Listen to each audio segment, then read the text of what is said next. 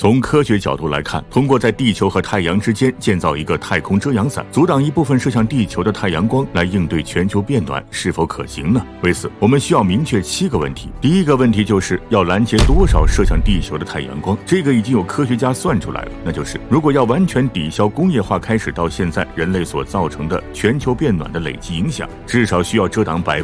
左右的射向地球的太阳光。第二个问题，在哪里遮挡？答案是拉格朗日点，也就是地球和太阳之间的重力准稳点。在拉格朗日点的物体能够很长时间保持在太阳与地球之间的一个相对位置。如图所示，拉格朗日点共有5个，依次用 L1 至 L5 来表示，其中 L1、L2 和 L3 是不稳定平衡点。发射到这3个拉格朗日点的物体，在没有其他轨道插入、没有任何干预的情况下，能维持短短几年时间，之后就会发生较大偏离。而 L4 和 L5 则是稳定平衡点，发射到这2个点的物体可以维持上万年的稳定轨道。按理来说，太空遮阳伞的安放位置应该选 L4 或者 L5， 但事实上我们只能选择 L1， 因为只有 L1 是在太阳与地球之间，能够帮助拦截射向地球的一部分太阳光。这个点与地球的距离差不多是地月平均距离的4倍，还是比较遥远。第3个问题，采用什么样的方式拦截？首先肯定是以数量众多的小个体来共同进行拦截，而不是单一一个非常巨大的伞状物体，因为那样不现实。目前提出的比较可行的方案有2种，一种是向 L1 发射和布置大量带有特殊圆盘的小型航天器，这种圆盘不能像镜子那样反射太阳光，也不能吸收太阳光，因为前者会承受很大的辐射压力，而后者则会导致轨道降低。